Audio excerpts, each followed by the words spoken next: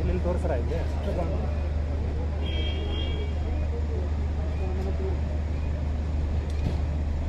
ಈ ಕಡೆ ಯಾರು ಅನ್ನಪ್ಪ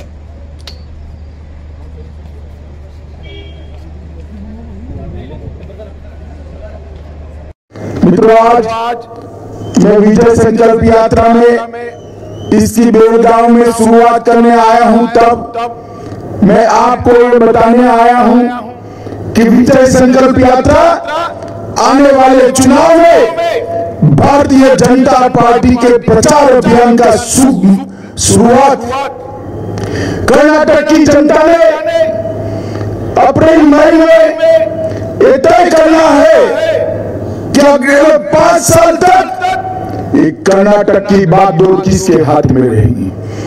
एक और ये दो परिवारवादी पार्टियां कांग्रेस पार्टी और जेडीएस है, और दूसरी ओर मोदी जी के नेतृत्व में भारत को दुनिया में सर्वप्रथम ले जाने के लिए प्रयास करने वाली राष्ट्रभक्तों की टोली भारतीय जनता पार्टी है। मित्रों, कर्नाटक की जनता ने ये तय करना है कि आने वाले दिनों में किस सरकार को चाहते हैं।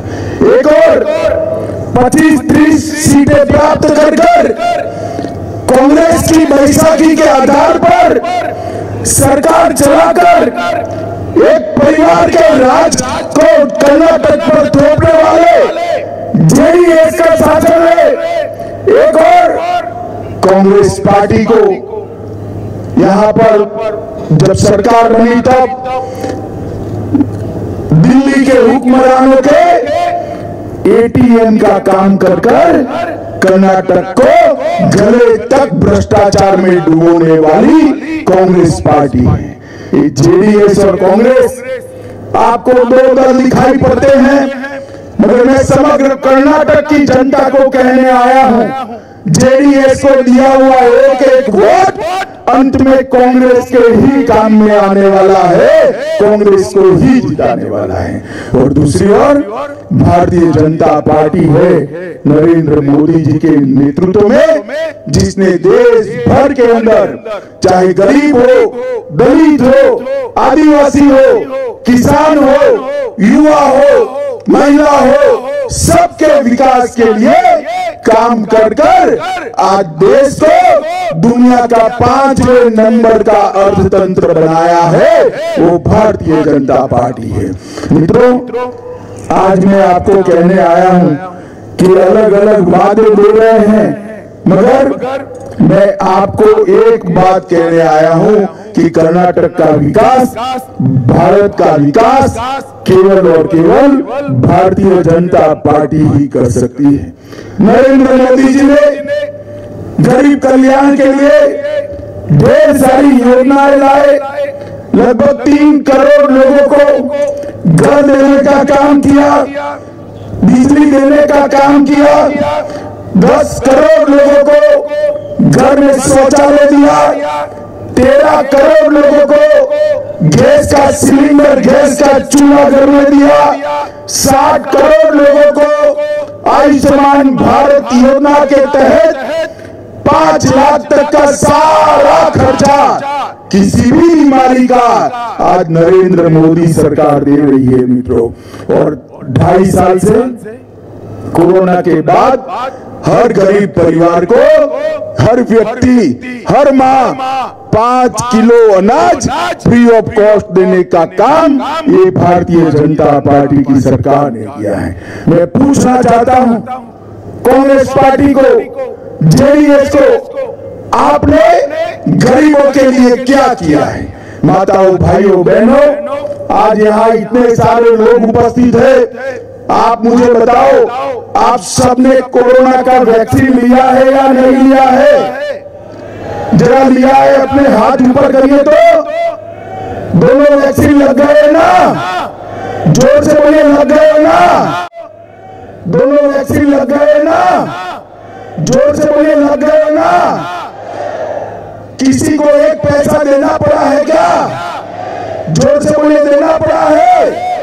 उस वक्त येदियुरप्पा जी मुख्यमंत्री थे, मोदी जी के नेतृत्व में कर्नाटक के हर घर के अंदर मुफ्त में वैक्सीन पहुंचाने का काम ये भारतीय जनता पार्टी की नरेंद्र मोदी सरकार ने किया है।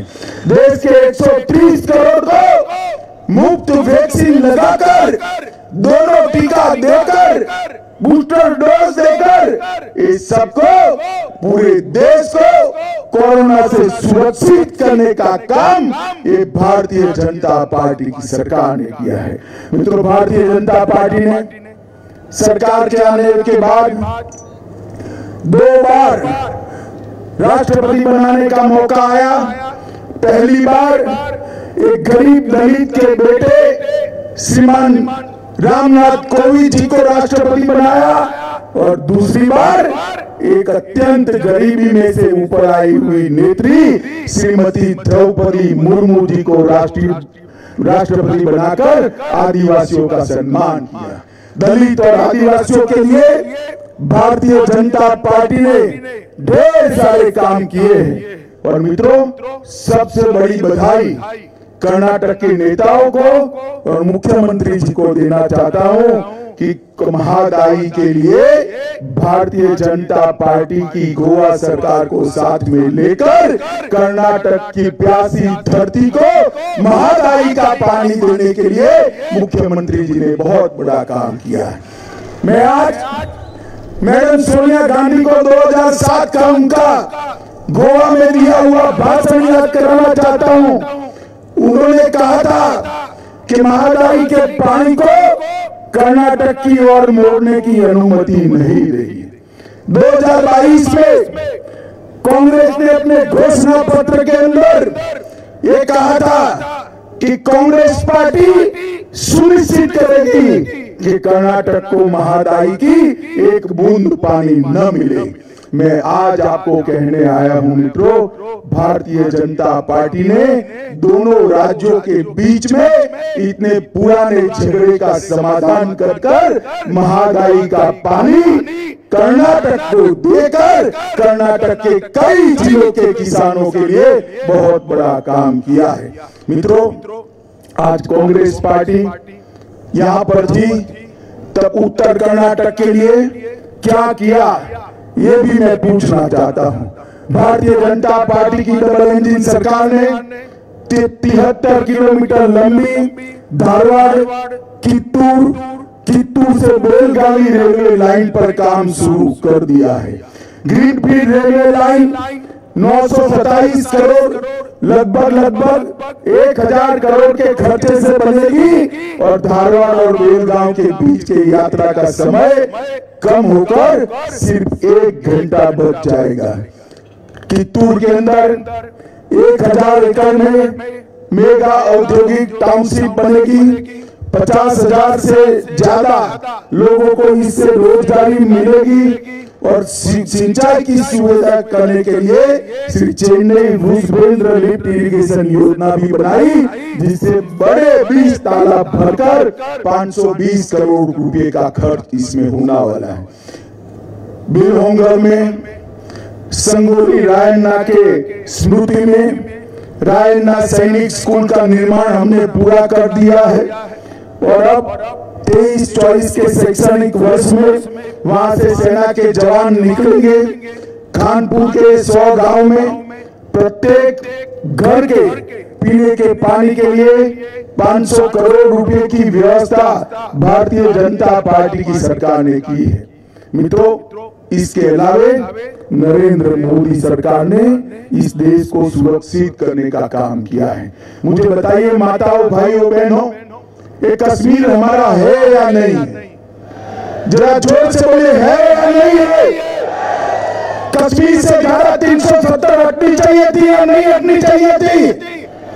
70 साल से ये कांग्रेस पार्टी धारा 370 को, जवाहरलाल नेहरू की ये भूल को गोदी में एक बच्चे की तरह खिलाती थी। भारतीय जनता पार्टी के प्रधानमंत्री नरेंद्र मोदी जी ने 5 अगस्त 2019 को धारा 370 को हमेशा के लिए उखाड़ कर फेंक दिया और कश्मीर को हमेशा के लिए भारत के साथ जोड़ा। ये कांग्रेस पार्टी, ये जेडीएस, वो कहते थे कि यहां पर कश्मीर में खून की नदियां बह जाएगी। राहुल बाबा, सिद्धरामैया जी, खून की नदियां छोड़ो, कंकर मारने की किसी की हिम्मत नहीं हुई है, कंकर लगाने की हिम्मत नहीं हुई है। भारतीय जनता पार्टी ने आतंकवाद जो आए दिन देश भर में घटनाएं करता था, उससे देश को मुक्ति दिलाने का काम किया है। समग्र विश्व में भारत के सम्मान को मोदी जी ने आसमान तक पहुंचाने का काम किया है। आज भारत G20 की अध्यक्षता कर रहा है और दुनिया भर में भारत के प्रधानमंत्री क्या बोलते हैं, इसको महत्व मिलता है। और मित्रों, मैं मानता हूं कि ये जो सम्मान हो रहा है वो देश के प्रधानमंत्री जी का नहीं हो रहा है। ये सम्मान जो हो रहा है वो भारतीय जनता पार्टी का नहीं हो रहा है। ये सम्मान जो हो रहा है कित्तूर की जनता, बेलगांव की जनता और कर्नाटक की और भारत की 130 करोड़ की जनता का दुनिया में सम्मान हो रहा है। मैं आप सभी को यही प्रार्थना करने आया हूं, मोदी जी भारत के अर्थतंत्र को आगे बढ़ा रहे हैं। कांग्रेस पार्टी 11वें स्थान पर छोड़कर गई थी, इसको 5वें स्थान पर लाने का काम भारतीय जनता पार्टी ने किया। और इसके साथ साथ मोदी जी ने $5 ट्रिलियन की इकोनॉमी का लक्ष्य रखा है, जो भी सिद्ध करने वाला है। और मित्रों, ये काम अगर करना है तो हमें सबसे पहले कर्नाटक में भारतीय जनता पार्टी की सरकार लानी पड़ेगी। मुझे बताइए, इस जिले की 18 सीटों में से 16 सीटें भारतीय जनता पार्टी ने जीतने का आयोजन किया है। आप मुझे बताइए, 16 सीटें जिताकर भारतीय जनता पार्टी की सरकार बनाएंगे क्या? जोर से बोलो, बनाएंगे? कमल के निशान पर बटन दबाएंगे? मोदी जी के हाथ मजबूत करेंगे? मित्रों, आने वाले चुनाव में एक बार मोदी जी पर भरोसा कर पूर्ण बहुमत की सरकार बनाइए और कर्नाटक को समग्र देश में 1 नंबर का राज्य बनाइए। यही विनती करने के लिए मैं आया था, ये यात्रा लेकर।